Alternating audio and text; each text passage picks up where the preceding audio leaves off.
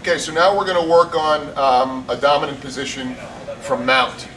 Mount arguably is one of which, especially if it wasn't pure jiu-jitsu, from a street fight perspective, is really dominant, which is why you get so many points, I believe, in the jiu-jitsu system. So Rob's going to get on his back here, and I'm going to have arrived into a mount position. Doesn't matter for this part of the instructional how I got there, but I'm going to be in a very dominant position. So in a mount position, there's a couple things to remember. What you want to start out as, one choice is your arm is underneath the head, okay, and you're gripping the shoulder here. Some people like to float here for a little better balance. My preference is here. This hand stays up high because what it becomes is my stabilizer. Rob's not just going to lay here, he's going to start moving around. And what this allows me to do is keep my balance depending on where he's pushing me. One of the things that shuts down part of Rob's range of movement is my shoulder pressure again here. We talked about it earlier in side control, but whenever I get up here on somebody, I'm always going to drop my shoulder in because now what I've done is I've shut down a pretty robust range of Rob's movement just by controlling this head here.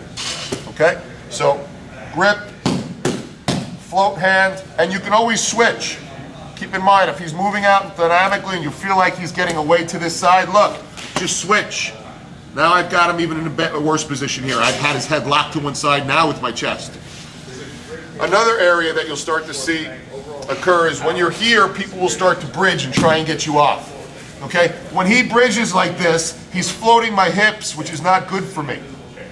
What I like to do, if you slide around to the side or the back here, is I will then spring out my feet. You can put your toes out like this, or you can put your toes like this, depending on your flexibility. But what this does now is locks up Rob's hips in one position. He's lost his ability to displace my hips. Now, so when he relaxes and tries to again, I've taken away all his hip movement. Whereas here, I'm bouncing up and down a trampoline, see? And I'm creating space for him. See exactly what he did there? He's trying to get his knees in. Right up, see what he did?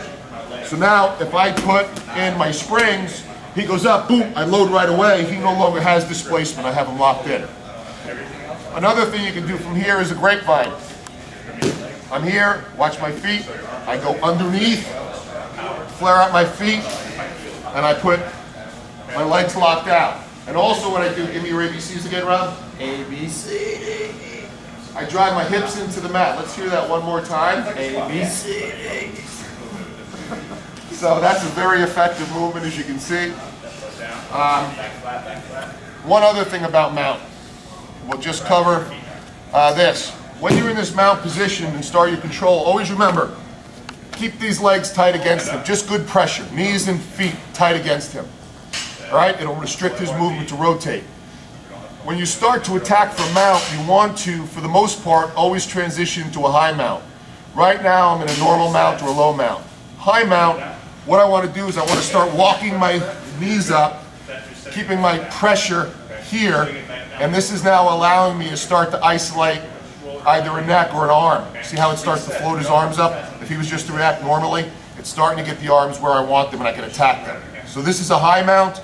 Also what this does, when he starts to buck, takes away all his displacement. I don't have to cover as much, and then when I put my heels underneath here, he's really in a bad situation. So this is my high mount. So that's your mount series. It's a very effective attack position. There are a bunch of small details that make it even more efficient.